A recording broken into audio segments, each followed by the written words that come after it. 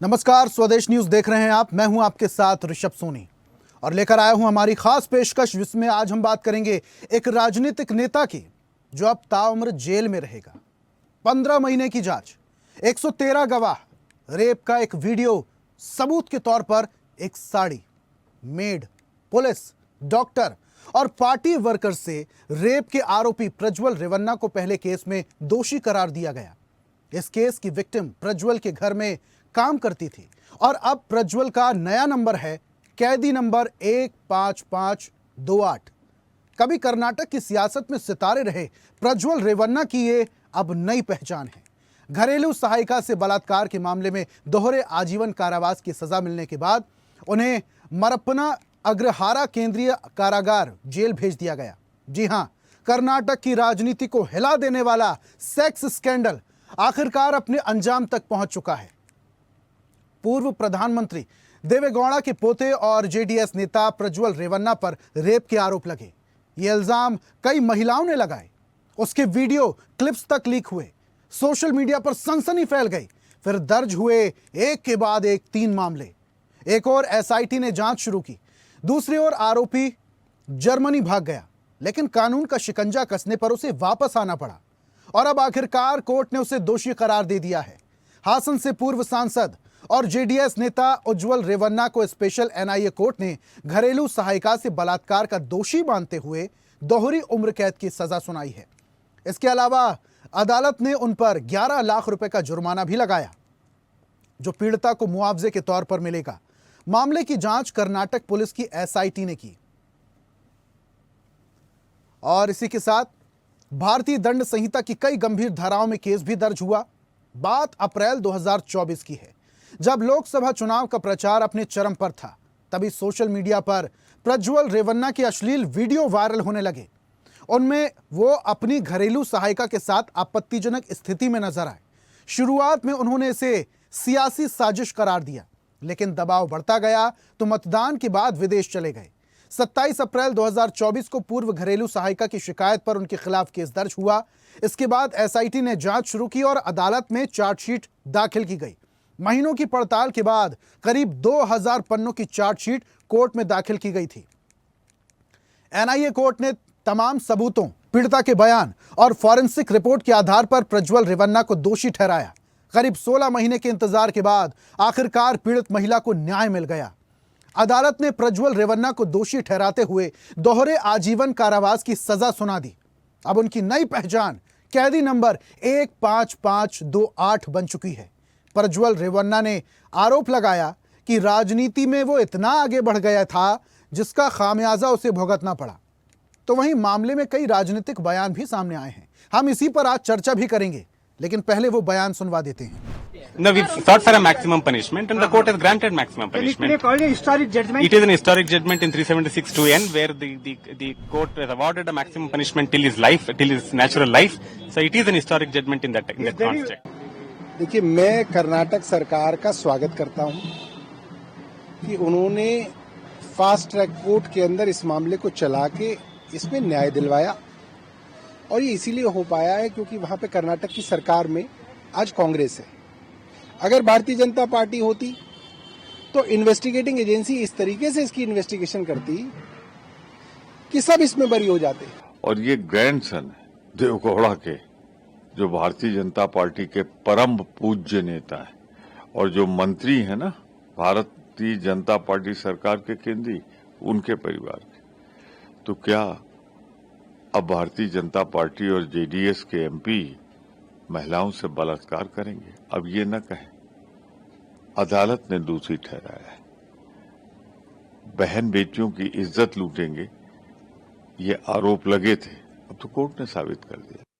There is a law in the country, and whoever has done a mistake, whoever has done committed crime, the court has examined and court has given the verdict that has to be accepted by everybody. That's all. तो प्रज्वल रेवन्ना की तमन्ना होगी बड़ा नेता बनने की, लेकिन वो कह रहे हैं कि इतना आगे बढ़ गए थे राजनीति में, उसका खामियाजा ये भुगतना पड़ा। आरोप कई सारे लगे, लेकिन वो आरोप सिद्ध हुए। कोर्ट ने उसके बाद रेवन्ना को सजा सुनाई। आज इस पर हम चर्चा करेंगे। हमारे साथ कुछ मेहमान जुड़ रहे हैं, उनका परिचय आपसे करवाता हूं।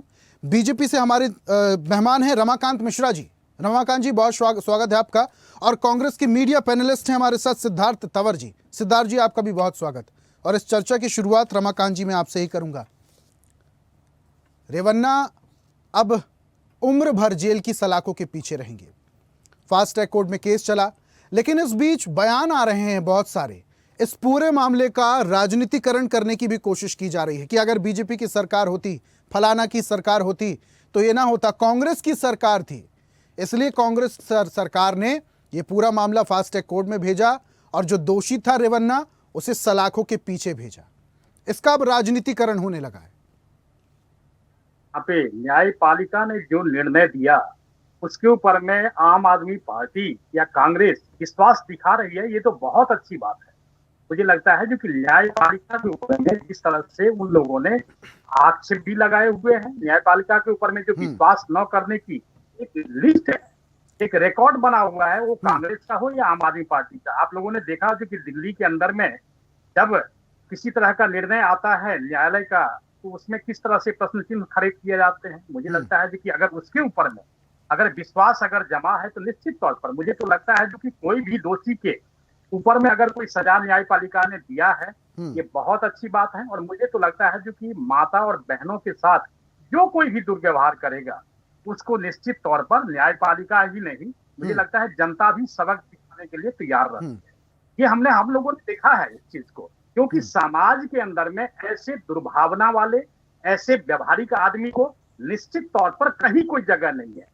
और तो मैं यहाँ पर कहता हूँ जो कि राजनीति करने की कोई जरूरत ही नहीं थी। आप जो दोषी है उसको सजा दी गई है और मुझे लगता है अच्छा, लेकिन रमाकांत जी, ये प्रज्वल रेवन्ना जो है वो ये कह रहा है कि राजनीति में इतना आगे बढ़ गया था मैं, उसका खामियाजा चुकाना पड़ा, मेरे खिलाफ ये राजनीतिक साजिश रची गई, लोगों को मोहरा बनाया गया और पूरे षड्यंत्र के तहत मुझे जेल भेजा गया, सलाखों के पीछे भेजा गया है। देखिए, इस चीज को आप जस्टिफाई नहीं कर सकते। अगर आपने गलतियां की है तो आप ये नहीं कह सकते हैं कि हमारा कद कितना बड़ा था या कद हमारा कितना छोटा। कानून तो सबके लिए बराबर। आपने देखा, कानून सबके लिए बराबर है।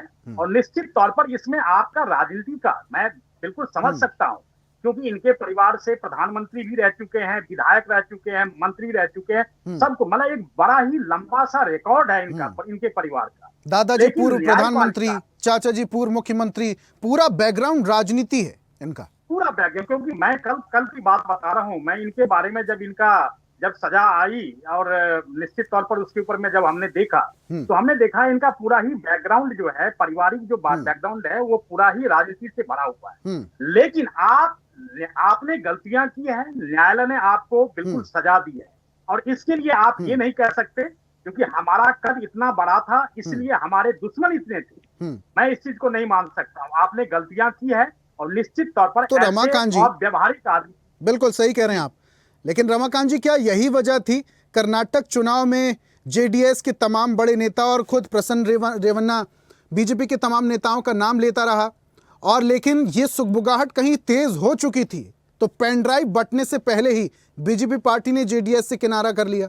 देखिए, मैं उस विषय के साथ कभी खड़ा नहीं मिलता हूं या उस पार्टी के साथ या उस व्यक्ति के साथ कोई भी खड़ा नहीं मिलेगा। मुझे लगता है जो कि मैं पूरी बीजेपी पार्टी की बात कर रहा हूं रमाकांत जी, मैं व्यक्ति विशेष या प्रवक्ता विशेष की बात नहीं कर रहा, मैं पूरी पार्टी की बात कर रहा हूं। क्योंकि चुनाव ऐसा राजनीतिक त्योहार होता है कि बड़े बड़े दुश्मन एक हो जाते हैं और भाई भाई भी दुश्मन हो जाते हैं। बिल्कुल आपने सही कहा, लेकिन मैं कह रहा हूं जो कि कोई भी पार्टी हो, आप भाजपा ही की बात न लें। यहाँ पर जिस तरह से विषय के ऊपर में राजनीतिकरण हो रहा है, मैं सवाल मेरा इसलिए था रमाकांत जी क्योंकि बीजेपी पार्टी अपनी छवि को लेकर बहुत ज्यादा संवेदनशील रहती है। जितना मैं समझ पाता हूं बीजेपी पार्टी को, कि बीजेपी पार्टी चुनाव के लिए तत्पर तो रहती लेकिन अपनी छवि को लेकर भी बहुत ज्यादा सतर्क और संवेदनशील रहती। यही एक वजह थी। जी बिल्कुल सही कहा आपने। मैं तो आपको क्या कह रहा हूं, मैं आपके चैनल के माध्यम से कहना चाहता हूं क्योंकि ऐसे व्यक्ति, ऐसे पार्टियों के साथ कोई भी अगर कोई मिलता है तो मुझे लगता है जो कि अपना राजनीति के ऊपर में कहते हैं ना, जो कि पांव के ऊपर में कुल्हाड़ी मारना, ये चीज है। दूसरी बात, जनता की भावना को समझना बहुत जरूरी होता है। दूसरी बात, आप जनता के साथ दुर्व्यवहार कर रहे हैं, आप माता बहनों के साथ दुर्व्यवहार कर रहे हैं, तो मैं तो कहता हूं जो कि ऐसे व्यक्ति को अगर न्यायालय ने जिस तरह से मैक्सिमम सजा दी है, मैं बिल्कुल संतुष्ट हूं। और इसके ऊपर में राजनीतिकरण नहीं होना चाहिए क्योंकि न्यायपालिका के ऊपर में न्यायपालिका जब कोई निर्णय देती है तो न्यायपालिका के ऊपर में विश्वास भी बहुत ज्यादा होता है, और जनता जो आपको चुन करके एक रिप्रेजेंटेटिव के तौर पर अपनी बात रखने के लिए अगर कहीं पे भेजती है, वो चाहे सदन हो, चाहे संसद हो, या राज्यसभा हो, या लोकसभा हो, कहीं पे भी भेजती है, तो निश्चित तौर पर आपके साथ उनका विश्वास होता है। लेकिन अगर कुछ रमाकांत जी, अगर रेवन्ना ये बड़ा आरोप लगा रहा है कि राजनीति के चलते, द्वेष भावना के चलते उसे फंसाया गया, सलाखों के पीछे भेजा गया, तो इसके पीछे किसकी मंशा हो सकती, किन लोगों का हाथ हो सकता है? क्योंकि आरोप तो कई लोगों पर लग रहे थे। देखिए, मैं इस चीज के मैं इतना बड़ा ये तो हूं नहीं स्कॉलर जो कि मैं आपको कह सकता हूं जो कि इसके पीछे किसकी साजिश थी, क्या था, नहीं था। ये साजिश नहीं, बिल्कुल पूरे साक्ष्य के साथ न्यायपालिका ने जो भी निर्णय दिया है पूरे साक्ष्य के आधार पर दिया है। इसमें कहीं पे भी कोई, मुझे नहीं लगता है जो कोई राजनीतिक द्वेष की भावना से किसी ने उनको फंसाया या किसी तरह से, क्योंकि जब न्यायपालिका, आपने देखा जो किस तरह से साक्ष्य को, और दूसरी बात ये है कि कर्नाटक में जिस तरह से ये घटना घटी और वहां की जो पुलिसिया सिस्टम पहले तो इस चीज को बहुत ही इग्नोर कर रही थी, लेकिन बाद में मुझे लगता है जनता का दबाव जब बढ़ा, उसके बाद उन लोगों ने जिस तरह से सारे साक्ष्य को इकट्ठा करके उसको कहीं ना कहीं न्यायालय के सामने रखा, वो बहुत अच्छी लेकिन इस चीज है। फैसले का श्रेय तो कांग्रेस ले रही है। कांग्रेस कह रही है सरकार का पावर था और सरकार ने फास्ट ट्रैक में केस भेजा, फटाफट निपटान हो गया, हालांकि 16 महीने लगे। एक चीज बता देता हूं आपको, श्रेय लेना कांग्रेस का हमेशा से ही रहा है। अगर वो कोई भी अगर अच्छा काम होता है तो उसका श्रेय कर लेने का उसका एक रिकॉर्ड रहा है। उसी तरह से आम आदमी पार्टी का भी है, उसी तरह से उनका भी है। निश्चित तौर पर मुझे लगता है इसमें श्रेय की बात है ही नहीं। इसमें यह है जो कि न्यायपालिका ने पूरे साक्ष्य को कहीं पे भी इग्नोर नहीं किया। पुलिस या जो सिस्टम है वहां पर उन लोगों ने पूरे साक्ष्य को न्यायपालिका के सामने जो रखा, वो बहुत बड़ी चीज है और बहुत अच्छी चीज है, क्योंकि जनता का विश्वास न्यायपालिका के ऊपर में बढ़ा है। क्योंकि ऐसे जो परिवार है जहां पर जिनके पीछे इतना राजनीतिक एक इतिहास रहा है, उसको भी न्यायपालिका अगर कटघरे में खड़ा करती है, उसको भी सजा देती है, जनता का विश्वास कहीं ना कहीं दोगुना हो जाता है। और उसे लगता है जो कि कहीं ना कहीं अगर हमारे साथ अगर गलत होगा तो हमें न्यायपालिका या जो सिस्टम है, बिल्कुल सही कह रहे हैं आप रमाकांत जी, क्योंकि जनता के दिमाग में ये बात बैठी होती है कि जो बड़े व्यक्ति होते हैं, बड़े राजनेता, पैसे वाले लोग, उन पर कानून का कोई दबाव नहीं होता। लेकिन जब ऐसे फैसले सामने आते हैं तो जनता में विश्वास अदालत के प्रति बढ़ता है, न्यायपालिका, न्याय व्यवस्था के प्रति बढ़ता है कि चाहे कोई भी हो, कितना ही बड़ा व्यक्ति हो, कितने पैसे वाला हो, न्याय सबके लिए है और नगर न्यायपालिका सबके लिए है और न्याय सबको मिलेगा। आता हूं वापस से आपके पास, सिद्धार्थ जी का मैं जरा रुक कर लेता हूं। सिद्धार्थ जी, पूरी बात रमाकांत जी की सुन रहे थे आप, आपके नेता क्यों श्रेय लेने पर तुले हुए हैं? न्यायपालिका ने फैसला किया, न्यायपालिका ने सजा सुनाई, जो दोषी था वो सलाखों के पीछे है, आप श्रेय ले रहे हैं? देखिए, श्रेय लेना इस मुद्दे पर आप जो कह रहे हैं श्रेय ले रहे हैं, कांग्रेस पार्टी की सरकार कर्नाटक में है और कांग्रेस पार्टी की सरकार ने जो फास्ट ट्रैक इसकी जांच को भेजा और फास्ट ट्रैक में जिस तरीके से इतनी जल्दी जांच पूरी हुई और सजा का ऐलान भी 15 महीने किया। देश में अन्य प्रदेश हैं, वहां पर भारतीय जनता पार्टी की सरकारें हैं, वहां का आप ट्रैक रिकॉर्ड आकर के देख लीजिए। कांग्रेस पार्टी का क्या न्यायपालिका पर प्रभाव है सिद्धार्थ जी? इसमें न्यायपालिका में प्रभाव की कोई बात नहीं है। जब फास्ट ट्रैक जांच हो रही है, आप अगर श्रेय ले रहे हैं, आप अगर देखिए फास्ट ट्रैक कोर्ट में तो फास्ट ट्रैक फटाफट से ही फैसले होते हैं, और चार्जशीट की अगर मैं बात कर लूं, सबूतों की बात कर लूं, फॉरेंसिक रिपोर्ट की अगर बात कर लूं, वो उनका काम ही है, वो जांच एजेंसियों का वो काम ही है वैसे प्रस्तुत करना सबूतों को। आप श्रेय कैसे ले रहे हैं? देखिए, सरकार जो है, पुलिस जो है कर्नाटक में राज्य सरकार के अधीन है। कांग्रेस पार्टी की सरकार ने तुरंत कार्रवाई करते हुए इस जांच को जो है फास्ट ट्रैक किया और फास्ट ट्रैक में जितनी जल्दी में इतना हाई प्रोफाइल मामला जिसको दबाने के भी काफी प्रयास हुए थे, और उसके बावजूद जिस तरीके से फास्ट ट्रैक में जांच होकर के सजा का ऐलान मात्र 15 महीने में हो गया। और सबसे बड़ी बात, इतने बड़े राजनीतिक परिवार का जो है पोता जो है इस मामले में जो है आरोपी बना और प्रभाव वो जांच को कर सकते थे, हर तरीके से वो लोग मैनेज कर सकते थे, अपनी पावर का भी इस्तेमाल कर सकते थे, परंतु कांग्रेस के राज्य की सरकार में इस तरीके की कोई चूक नहीं होने दी गई। कांग्रेस पार्टी हमेशा प्रतिबद्ध रही है, महिलाओं के प्रति जीरो टॉलरेंस है हमारा। रेवन्ना चाहता तो जर्मनी से वापस नहीं आता, लेकिन उनके परिवार के लोगों ने दबाव डाला, कि आइए और उसके बाद न्यायपालिका का देखिए, कोर्ट का सामना करो, उसके बाद वो वापस जो आए? कांग्रेस आपको पार्टी की क्या भूमिका है? आपको भी मालूम होगा दबाव क्यों डला, क्योंकि मीडिया में मामला जो है पूरा तूल पकड़ चुका था और राजनीति जो है गर्मा चुकी थी कर्नाटक प्रदेश के अंदर। और जब दबाव बना तो वोट बटोरने के लिए, क्योंकि वो एक प्रभावी परिवार है पूरे प्रदेश में, उनका भी जनाधार है, तो जब इतना बड़ा काम जो वहां पर इतनी बड़ी दुर्घटना हुई है, मैं इसको दुर्घटना ही कहूंगा, महिलाओं के साथ इतना बड़ा उत्पीड़न इतने सालों तक होता रहा और वो व्यक्ति जो संसद दुर्घटना में क्या बैठा सिद्धार्थ रहा, जी, ये तो हैवानियत हुई। इतनी महिलाओं के साथ इस हैवानियत तरीके का कृत्य, ये हैवानियत हुई, दुर्घटना बिल्कुल का। बिल्कुल मैं आपकी बात से बिल्कुल सहमत हूँ। हैवानियत हुई मतलब ये ऐसी चीजें हैं, ऐसी बातें हैं, उसको मतलब अपने मुंह से यहाँ पर टीवी डिबेट में बोलना भी एक शर्मनाक होगा। मतलब I have no words to express the pain. और वो व्यक्ति जो है संसद में बैठा रहा और भारतीय जनता पार्टी आज यहाँ दलीलें पेश कर रही है और वो सरकार में जो है उनका अलायंस पार्टनर रहा। और आज जब जांच में और जब सजा का ऐलान हो गया तो उससे किनारा काट रहे हैं। भारतीय जनता पार्टी की नीति रही है, मामलों को दबाते हैं, जांच को फास्ट ट्रैक कभी नहीं कराते हैं। हरियाणा का भी हाल ही का मामला ले लीजिए, वहां पर एक जो है सांसद के पुत्र को जो है एडवोकेट जनरल अपॉइंट करने की जो है कार्यवाही हुई थी और उस व्यक्ति पर भी जो है महिलाओं को परेशान करने के आरोप भी लगे थे। फिर जब मामला तूल पकड़ा तो वो जो है अपॉइंटमेंट उसको विड्रॉ किया।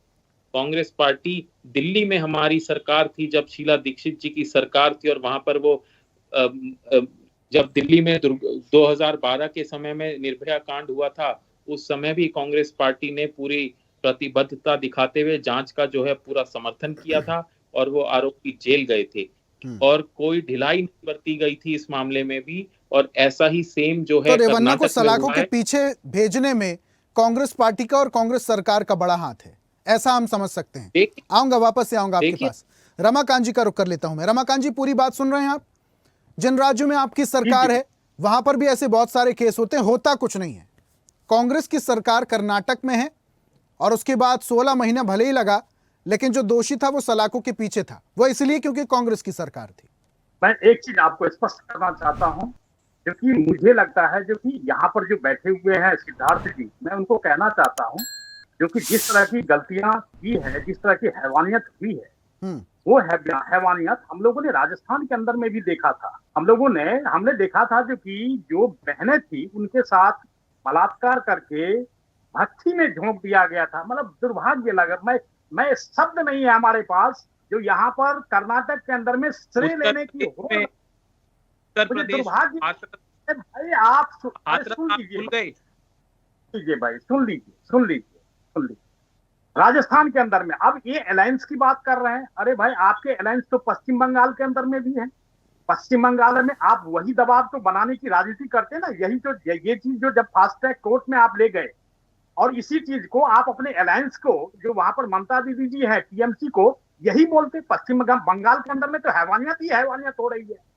वहां पर तो एक शब्द नहीं मुंह से खुलता आप लोगों का। और आज आप जो है तो न्यायपालिका के निर्णय को आप अपनी जो है तो जीत बता रहे। बड़ा ही दुर्भाग्य का विषय है। मुझे लगता है जो कि आपने कहा पुलिस राज्य सरकार के अधीन है। अरे पुलिस अगर काम नहीं करती ना तो बहुत बड़ा ये चीज होता, बहुत बड़ी ये बात होती, जो कि राज्य सरकार उस चीज को, अरे उनका ड्यूटी है, उनका कर्तव्य है। लेकिन प्रभाव तो राज्य सरकार का भी होता है ना रमाकांत जी, प्रभाव तो राज्य सरकार का भी होता है। और ये कोई मामूली इंसान तो नहीं था रेवन्ना, राजनीतिक पार्टी था। राजनीतिक पार्टी का दबाव कितना होता होगा और उसका सामना कौन करेगा? सरकार। और सरकार के रहते पुलिस प्रशासन ने कार्रवाई की तो कहीं ना कहीं सरकार का तो प्रभाव था ना, ये तो माना जा सकता है। ड्यूटी है, मैं तो कह रहा हूं ये आपका कर्तव्य बनता है। ड्यूटी तो पूरे देश भर में है रमाकांत जी। एनआईए, ईओडब्ल्यू, तमाम सरकारी एजेंसियां, उनकी भी ड्यूटी है। लेकिन प्रभाव किसका होता है? राजनीतिक पार्टियों का। बखूबी समझते हैं आप, इसलिए तो आरोप लगाते हैं कांग्रेस पर। मैं बिल्कुल समझ रहा हूं, लेकिन यहाँ पर जिस तरह से श्रेय लेने की होड़ लगी है, राज्य सरकार की ड्यूटी थी जो सारे साक्ष्य को इकट्ठा करके न्यायपालिका के सामने प्रस्तुत करना। ये इसमें श्रेय लेने की बात कहां से आ गई? मैं तो वही तो चीज कह रहा हूं। अगर आपको श्रेय लेना है, आपको दबाव की राजनीति करनी है, पश्चिम बंगाल के अंदर में करिए, जहां पर आपके अलायंस भी है, जहां पर आपकी सरकार है, वहां पर इस तरह की जीरो टॉलरेंस की नीति अपनाइए आप। मुझे लगता है जो कि किसी भी जनता के साथ अगर दुर्व्यवहार होता है, किसी माता बहनों के साथ हैवानियत होती है, उससे ज्यादा देखिए शर्मनाक। मिश्रा जी, आप उन्नाव रेप केस को भूल गए हैं। भारतीय जनता पार्टी के विधायक हरीश साक्या जी के ऊपर जो है रेप का आरोप लगा, उसको आप भूल गए। कुलदीप सेंगर का केस है, उसको आप भूल गए। इतने केसेस भारतीय जनता पार्टी के नेताओं के ऊपर लगे हैं, उसको आप भूल गए। और यहाँ पर आप जो है कांग्रेस को खरी खरी सुनाने का कर रहे हैं। वहां पर भारतीय जनता पार्टी क्या स्टैंड लिया? आप ही के अलायंस के विधायक रहे हैं गायत्री प्रजापति, समाजवादी पार्टी के, उसका भी नाम ले लो। भारतीय जनता पार्टी सरकार, कुलदीप सिंह सेंगर हो या गायत्री प्रजापति, हम एक ही तराजू पर तौलते हैं। एक ही हमारे तरह लिए उनके घर पे दोनों की मंत्री बनाया जाता है। जिम्मेदारी है। हम आपके तरह नहीं है जो कि पश्चिम बंगाल के मामले में आप चुप हो जाते हैं और कर्नाटक मामले में आप जो है सो बोलना। के ऊपर क्या रहा? बेटी बचाओ बेटी पढ़ाओ का नारा देते हैं आप लोग। अरे भाई, प्रधानमंत्री नारा देते हैं बेटी बचाओ बेटी पढ़ाओ का, और भारतीय जनता पार्टी के ही जो है नेता ऐसे घिनौने कृत्यों में जो है संलिप्त पाए जाते हैं। तो भाई पश्चिम बंगाल के ऊपर में भी बोल लीजिए आप। बंगाल में कांग्रेस की सरकार नहीं है। गायत्री प्रजापति, लेकिन आपके सहयोगी तो हैं सिद्धार्थ जी, अलायंस के हैं, आपके अलायंस के तो हैं। आप क्यों नहीं दबाव डालते ममता बनर्जी पर, जो कि मुख्यमंत्री, उन पर दबाव क्यों नहीं डालते टीएमसी पर? अगर आपको इसी इतनी फिक्र है देश में ऐसे केसेस जल्दी से जल्दी निपटाए जाएं, इसको लेकर आप भी तो बोलिए। भारतीय जनता पार्टी ने उत्तर प्रदेश में कितने केसेस को फास्ट ट्रैक किया, उसका जरा बता दीजिए। हरियाणा में कितने केसेस को किया, वो बता दीजिए। महिलाओं के ऊपर रेट है वो इतना है, उसके ऊपर बता दीजिए। न्याय के कटघरे में खड़ा करना हमारी ड्यूटी है और हमने खड़ा किया, लेकिन आपने भेजे फास्ट जांच करवाई। आप बता दीजिए कितने आंकड़े हैं भारतीय जनता पार्टी के नेताओं पर, कितने आरोप पर आपने क्या किया, वो बताइए। आप अपने अलायंस के ऊपर में जवाब तो बनाइए। आप केवल आप एक का नाम लेंगे, दूसरे का नाम नहीं लेंगे। हमारे लिए दोनों समान है, दोनों हमारे। बेटी पढ़ाओ का नारा देने वाली पार्टी और मोदी जी। लेकिन रमाकांत जी आप बोल रहे हैं दोनों समान हैं। दोनों समान तब हैं जब आप लोगों ने उनसे किनारा कर लिया। जेडीएस से किनारा करने के बाद, उनका सहयोग लेने से इनकार करने के बाद आप उन पर आरोप लगा रहे हैं ना, इसलिए तो आप ये कह रहे हैं कि सब दोषी बराबर थे। अगर आपके साथ जुड़े होते और आपने अगर सहयोग ले लिया होता कर्नाटक विधानसभा चुनाव में, तो शायद ये बात ना कहते आप। प्रधानमंत्री के संसद के साथ वो संसद में साथी है प्रज्वल रेवन्ना। आपने क्या कहा? प्रधानमंत्री को इसकी जानकारी थी किस तरीके के कृत्य व्यक्ति लिप्त है? से ही इस सब के मामले में बड़ा ही संवेदनशील हमारे मुद्दे होते हैं और हम ऐसे व्यक्तियों, ऐसे पार्टियों से जरूर दूरी बना करके रखते हैं। दूरी नहीं बनाते हैं। मंच साझा किया गया है चुनाव के दौरान, क्या प्रधानमंत्री जी को जानकारी नहीं थी? वो व्यक्ति इतने साल संसद में बैठा रहा, वो खुद बयान दे रहा है कि मैं सांसद रहा हूं, मेरे ऊपर तब कभी आरोप नहीं लगे, और अब जो है राजनीति से प्रेरित होकर के मेरे पक्ष में जो है, मेरे विपक्ष में आरोप लग रहे हैं। आप क्यों श्रेय लेने की होड़ में लगे हो?